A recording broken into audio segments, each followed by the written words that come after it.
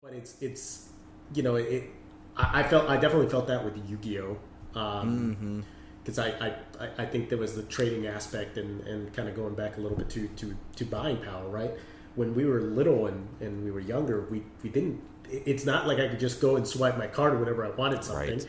It was, hey, I did chores or I did work or whatever the case may be, and if I had some extra cash, I'd go buy a pack or whatever. Not most of where we gathered our cards and collected were trading, uh, betting cards, which I know is frowned upon now, but it was a norm for us back in the day. That was, you played for cards, you played for packs. Sometimes you competed in tournaments for prizes, and then you used that prize money to buy more packs and so on. So you kind of had to be resourceful in how you expanded your collection versus now, where it's like, oh, I just have a bag of money lying on the ground, and if I want to use it for whatever, then I will. That's kind of the part of being an adult. But yeah, That's especially an adult in the nerd scene or the collecting scene where you go, well, I have, these little kid hobbies with adult money. So I'm just gonna throw it at right the pay to win aspect of collecting, where you can just be like, I can throw a lot of money at it because that's what I want to do with my money. And I'm one that I have learned over the years that it's better for me to have a nerd budget built in every month to yes, say this is what I'm going to spend my nerd money on this month. And as someone that has a diverse collection, it has those months where I go, ooh, I really want to buy, this magic set that's coming out. I'll buy a couple boxes, or a commander box, or this and that, or a bunch of singles, because I want to build a new deck.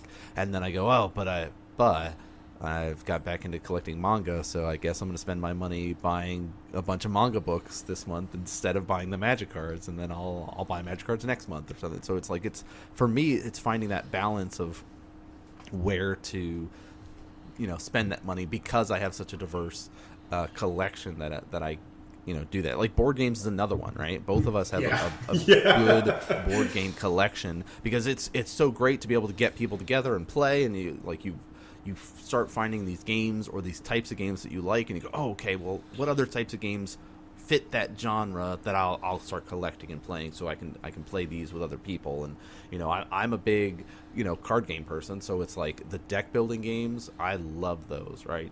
So you've got all those different things, DC deck building, you've got things like Clank, you've got things I like love Dominion, Clank. and now there's even things like Dice Forge, which is like a deck building game, but essentially for a dice. So it's like there's like a whole different avenue of that, and board games are not cheap things. So then again, that's like, all right, there's part of that monthly budget that I had for nerd stuff. There's one game gone. So it's interesting. Like if you're younger and you're thinking about getting into collecting, or even if you're older and you're collecting and you're trying to budget and figure it out, it's really just kind of that priority, right? Where I can sit there and look and go, oh, I know that next month I'm going to have a bunch of people getting together. We're going to need to play more board games, so this month I'm going to save my money so I can buy a new board game to play with everybody. Or I go, well, it's I know it's going to be 2 months before I see everybody. I can be able to spend some stuff for me for a little bit and buy magic cards, or buy books that I want to read, or buy movies, and find that avenue that I want to collect. There's also a bunch of like different groups that exist, Facebook's Yeah. groups, Discords, Reddits, like all different things about collecting and stuff like that, and finding that group that can be like, oh, there's sales and discounts on these places, and do find this stuff, and do like there's so many resources now in the age of the internet that like weren't really there when we were younger and starting to get into collecting cards and Yeah. stuff. Oh, pardon me. Yeah, no, that's a good point too, because I was listening to you say about like discounts and things of that. So I think the other thing to mention too is I think nowadays it can be a little bit discouraging to get into certain collections, because the price of everything has just skyrocketed. So people who were collecting because of nostalgia uh, have just benefited from that, as is the nature of collecting anything in general.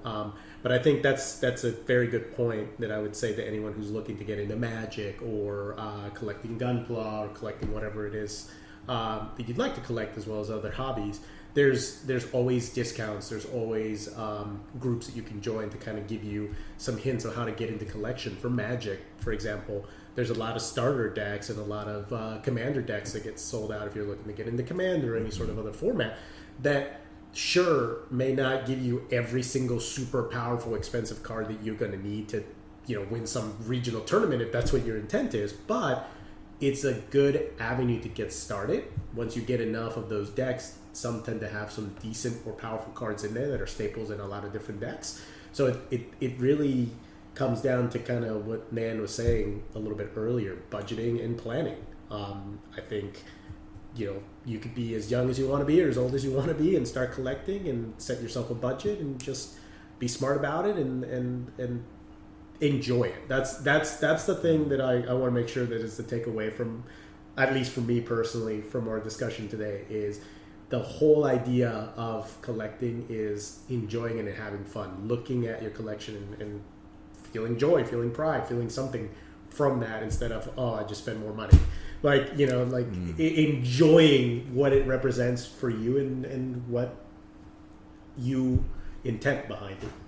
Or intent behind it, sorry. No, that's really, like, that intent behind it is, I think, the big idea. And you brought this up, especially at the top of the show, right? It's like, what's your intent with it? Like, are you getting it to collect or are you getting it to sell it? Regardless, you can do both, right? You can start a collection and make that choice of, oh, I need to pivot. I need to change because I'm more interested in this. I really want to get this really awesome, big, expensive thing, so I know I need to downsize my collection to get this awesome thing. And you have to sometimes make sacrifices when it comes to that collection of making those choices. Okay, how can I get to what I want that will bring me that joy when it comes to this hobby, this of collecting things? Like, I'm one that it's like I like to put things on display. I like to have stuff tucked away. Like, I've got a different mix of things that I go, okay, I know that these parts of my collection are eventually going to get sold off, and I try to keep those separate so I don't become too attached to them by putting them on display with some of the other stuff. Because, like, the things that I readily use or want to show off, I'll put those out more forefront so I can appreciate them. Or some of the stuff I go, if I become too attached to this by being on display, I'm not going to want to flip this or not going to want to sell this, so I need to keep it tucked away so I don't end up doing that. Well, and that's the thing too, is it's like it's good to kind of, again, that kind of goes back to the whole planning thing. Sometimes you do flip collections and that's the cool thing about collecting, right? You can more or less pivot however you want. It doesn't mean you have to sell your collection. It doesn't mean you have to give up collecting. It just requires you to kind of think ahead and plan kind of what direction you're going to go. If it means selling a certain part of your collection to collect something else and you want to get into that, then so be it. There's nothing wrong with that. But it's funny because, like you said, it really is, I think, as we've gotten older and trying to be, for me personally, trying to be a responsible adult, it's not just blow my budget on every single thing I want. It's what do I want? I laughed pretty hard because I've gotten into playing Sekiro, Shadows Die Twice for the first time, and there was a limited edition wolf statue that came back in the studio that I was following for, and they're like, you've been selected to purchase a statue. And I was like, I really, really want to pull the trigger on this and buy this statue. But like you said, I had bought some Gundam stuff that I wanted, some kits that I wanted to build, and I bought a couple things, some tools and stuff to kind of help that my process and make it a little bit smoother.